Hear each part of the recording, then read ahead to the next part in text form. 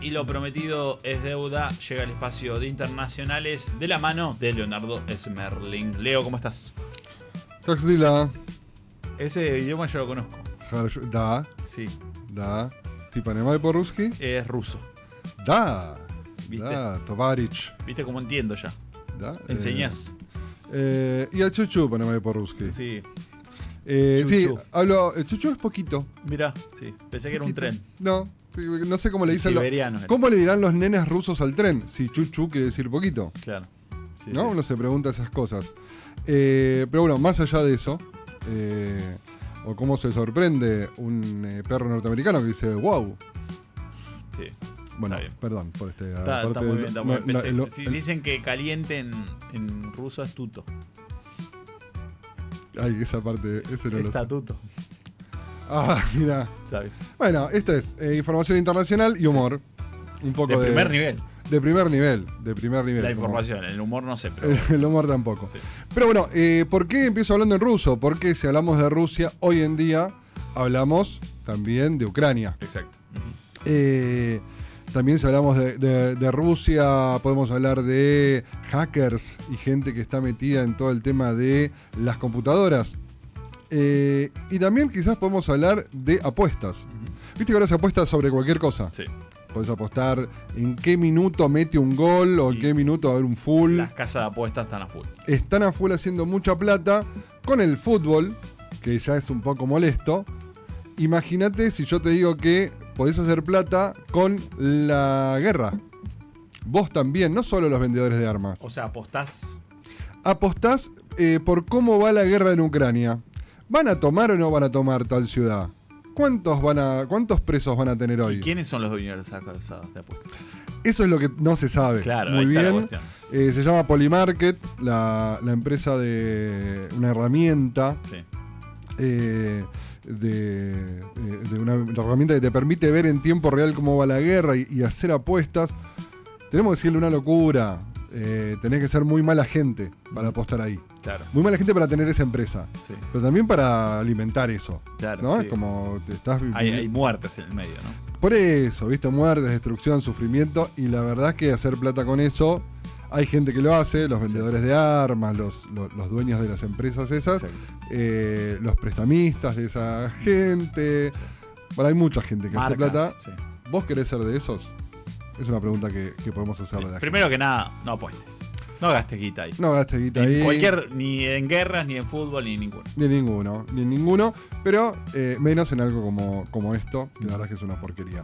Pero vamos a hablar porque hay gente que sí, que ha hecho mucha plata de formas non sanctas, mucha gente que trabaja honradamente y parece ser que cada vez hay más diferencia. Vamos a hablar un poco hoy de desigualdad y de reformas laborales. Bueno. Porque parece que no, diría alguno, pero tiene muchísimo que ver. Una cosa lleva a la otra. Sí, hoy en día hay un sector que se llama los super ricos. Sí. Más del 80% de No esa conozco gente. esos superhéroes. No son superhéroes. El 80% de esa gente no hizo la plata trabajando, sino simplemente tuvo suerte de ser el espermatozoide más rápido Sí. y ser hijo de alguien que tenía mucha plata. Sí. No sabemos cómo. Qué buena metáfora, sí. Sí, en general son hombres blancos y residentes en países ricos. Mira. Qué sorpresa. Qué raro. ¿no? Sí. El 10% de la población mundial concentra el 74% de la riqueza del planeta. O sea, de cada 100 tipos, 10 tienen toda la plata. Y el resto, el 25%, se reparte en 90 personas. Es decir, tenemos ahí un gráfico del aumento promedio de la riqueza desde el año 2000. Pueden ver la diferencia, ¿no? Sí, pensé que era la bandera del Vaticano. Por No. Todo eso es el 1% más rico, ganó todo eso. ¿Sí? Y el 50% más empobrecido ganó cerca de $500. Sí. Bien. ¿No? Sí, parejito. Algo poco parecido. Parejito diría, poco pero parejo. no, justamente no es parejo. Bastante despareja. El 83% de los países del mundo tienen niveles altos de desigualdad. Es el gran tema de la actualidad, la desigualdad. Hay un montón de plata. El tema es cómo está repartida. Sí, lo estamos viendo en la actualidad cada uno, ¿no? Tenemos a gente como nosotros que estamos llegando a fin de mes como podamos y hay gente que se va de vacaciones afuera, por ejemplo. Exactamente. Bueno, eso sucede en todo el mundo. En Argentina, históricamente, más o menos desde la década del 40, mediados del 40, eso ha habido una gran clase media, un ascenso social. En Estados Unidos pasaba lo mismo, en Europa pasaba lo mismo, ya no. Porque hubo un proceso que se dio justamente desde mediados de los 40, el estado de bienestar, etcétera, hasta finales de los 60 con mucha fuerza, pero que a partir de la década del 80, Ronald Reagan, Margaret Thatcher, acá tuvimos a Menem, en diferentes países del mundo tuvieron diferentes miradas, que hubo una transición ideológica hacia lo que se llama el neoliberalismo. Esto es ajuste de fiscal, privatizaciones, desregulación, especialmente en el ámbito de lo laboral. ¿Por qué creció la desigualdad en ese modelo? Uh-huh. Porque, digamos, la diferencia, no pudimos traer el gráfico, pero viene así y de repente empieza a subir con toda la desigualdad. Mucho. Uh-huh. Bueno, ¿por qué se da esto? Lo peor que después, si hay alguna parte que se iguala más o menos, la línea va muy, muy despacio. Muy despacio. Y vuelve a caer muy rápido de vuelta. Sí, porque bueno, eso no atrae inversiones. Las razones por las que el modelo neoliberal trajo más desigualdades tienen que ver con hay impuestos, en vez de cobrarle más impuestos a los que más tienen, está el IVA, por ejemplo, ¿no? Si yo gano 10 millones y gasto 2, pago el IVA por sobre 2 millones, no sobre los 10. Un trabajador que gana 1 millón de pesos, el 20% de su sueldo se va en impuestos. ¿Sí? Para que entendamos un poquito que el que menos tiene es el que más impuestos paga. Se le llama impuesto regresivo. El tema de las políticas de austeridad, que le pegó generalmente a la mayoría de la gente. La ausencia de impuesto a las sucesiones. Vos heredás plata, millones, y no se te cobra nada. Recibís toda la guita. Bien, hay temas que tienen que ver también con la desregulación laboral. Hay algunas diferencias que se hicieron respecto a la desregulación laboral en todo el mundo, que tiene que ver con que los sindicatos tengan menos fuerza para poder negociar. Uh-huh. Esto se viene haciendo en todo el mundo, y que entonces se pagan menos salarios. Es decir, cuando yo vendo una torta, ¿cuántas porciones van al tipo que puso la plata y puso la fábrica de tortas?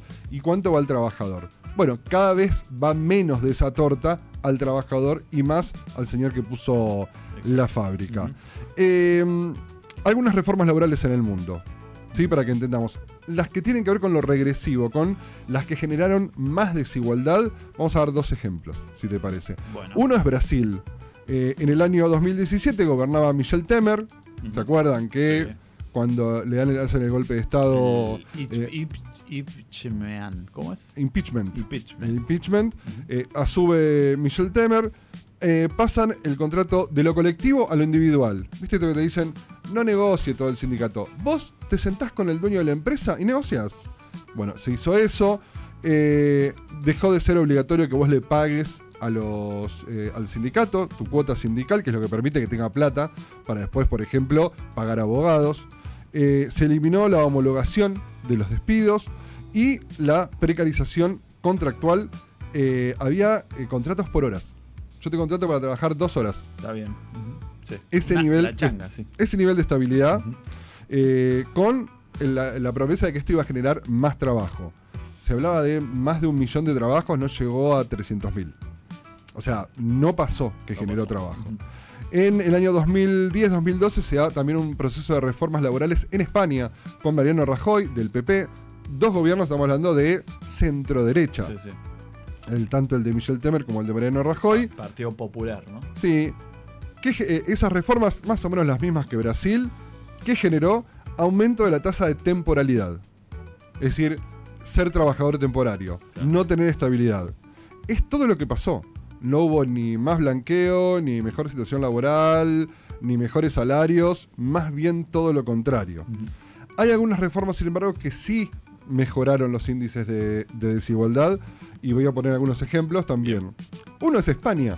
Recién decíamos, de vuelta, porque cuando el PP se va y entra el PSOE, con Pedro Sánchez a la cabeza, hace una nueva reforma laboral que da estabilidad contractual. Es decir, que tengas un laburo en blanco, con estabilidad, y la cantidad de trabajadores temporales se redujo del 24 al 17%, es decir, cerca del 30% de los trabajadores que estaban ahí temporales, pasaron a estar de una forma realmente y con contrato indefinido. 2,5 millones de trabajadores se sumaron. Es decir, hubo una reforma laboral que tenía que ver con más derechos, con más poder, con aumento del salario mínimo y que en vez de generar desempleo, lo que generó es un empleo de mayor calidad. A contrario de lo que muchas veces nos dicen. Otro ejemplo es México, 2019. Andrés Manuel López Obrador también llevó adelante similar, legitimación de contratos colectivos, ¿sí? Incrementos salariales de los mínimos al salario mínimo más alto, mejoró la posición de los sindicatos, más poder para los sindicatos, y se avanzó en una regulación de la subcontratación laboral, es decir, la tercerización o el tema de que te digan, bueno, en tu trabajo, en España pasó lo mismo, hay problemas, en vez de despedir gente a mansalva, que haya una reducción de jornada. En Argentina medio que ya lo tenemos a eso, en esos países no, y eso lo que generó fue aumento de trabajo. Hoy se habla de España como el motor, se hablaba de Alemania en su momento, como la locomotora de Europa. Hoy se habla de España como la locomotora de Europa. Es decir, mejoró muchísimo la calidad del trabajo y la economía del país en general, con una reforma laboral con más derechos. Tiro algunos datos, si te parece, para antes de terminar. Se habla mucho de trabajo negro, informal, vamos a decirlo informal, porque trabajo negro está mal visto, pero en el mundo hoy en día el trabajo informal es el 57,8%. Ese es el promedio en el mundo. En Europa y Asia Central es del 20%, es decir, muy poco. El 80% de la gente está formalmente. En África, al contrario, el 84% está de forma informal. Sí. En Asia y Asia Pacífico. Sí, claro, sudeste asiático. Sudeste asiático, 66%. Claro. O sea, 2 de cada 3 trabajadores está informal. En América Latina, el 47,6%. Es decir, en promedio no es tan malo. En promedio mundial estamos hablando. América Latina con... Es menos de la mitad, por lo menos. Menos de la mitad. En Uruguay, el 22% apenas está de manera informal. En otros países que son por ahí modelos hoy en día de lo que se quiere hacer en la Argentina, como puede ser Paraguay o Perú, estamos hablando de 60 y 74%, es decir, muy por encima a niveles de sudeste asiático, de África. Y en países donde hubo reformas laborales como México, que venía muy atrás, está en el 53% de informalidad. Y en Argentina, ¿se cuáles son los números de Argentina? ¿Cuáles son? Estamos hablando según la OCDE, según organismos internacionales. El 58% está formal en la Argentina. Es un buen número. Es un buen número, ¿sí? Se habla de un problema de la informalidad, ¿sí? Cuando quizás, a ver, estos números pueden estar atrasados porque son del 2023-2024, puede ser que ahora eso haya caído, es verdad. Sí, hay modificaciones en la forma de laburar porque las empresas de aplicaciones son laburo formal o son laburo informal, hay todavía un blanqueo ahí. Hay ahí algo que quizás el número esté, ponele que en vez del 58 sea el 50, 52, no deja de ser un número dentro de todo, obviamente uno quisiera que fuera el 100%, el que fuera, pero bueno, eso no está ocurriendo y lo que se viene ahora hacia adelante es el tema del trabajo con la inteligencia artificial, que también tiene algunos problemas nuevos, porque las tareas más rutinarias o repetitivas, como la manufactura, el comercio minorista, el ingreso de datos, las tareas administrativas en general, se están viendo ahí complicadas con este tema. Ahí es donde uno dice, bueno, ahí uno plantea, ¿y la reforma laboral cómo viene? Sí. Bueno, obviamente hay reformas laborales que tienen que ver con mirar hacia ese lado. ¿Qué pasa con el trabajo? Los cambios en el trabajo. Otras reformas laborales tienen que ver con cuáles son los derechos de los trabajadores y qué benefician las mayorías. Y otras reformas laborales tienen que ver con cómo hacer que los ricos sean un poco más ricos, porque eso después derrama y beneficia a todas las personas. Sí, como veamos en imágenes de la copa, ¿no? Exactamente, son miradas que justamente tienen que ver con cuestiones ideológicas. Por eso, nosotros desde el comité Derramame Todo y Llamame Colaborador de Fingiendo Demencia, Mira, hemos preparado una canción, un bello tema musical para despedirnos. Si quieren ya dispararlo porque tiene una intro larga, pero realmente es un muy lindo tema. Reagan, Thatcher, todo eso fue en los 80, Sí. por eso también hoy trajimos... Hay un par de admiradores de Thatcher. Sí, Conozco. hay varios, sí, en Casa Rosada también. Conozco, sí. Con un poquito de música, también ochentosa, y con un discurso también ochentoso en ese sentido, para disfrutar entre todos y todas. Leo, como siempre, muchísimas gracias. Y bueno, seguimos con el tema reforma laboral, pero para más adelante. Dale. Ahí, lo dejamos con la música creada por el comité acá en Finquito de Messi. La plata siempre gotea, solo hay que esperar un poco. Flexibilizar el trabajo es libertad, así vamos más ligero. Si el mercado lo decide, siempre será lo verdadero. Hay que ajustar el cinturón,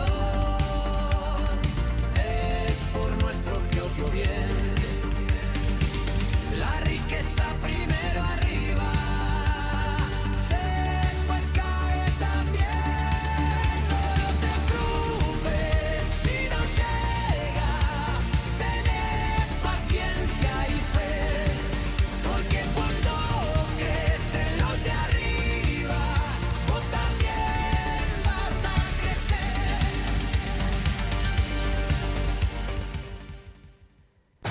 Fingiendo demencia, el cordón policial que reprime tu realidad. Arreglemos lo que él no pudo.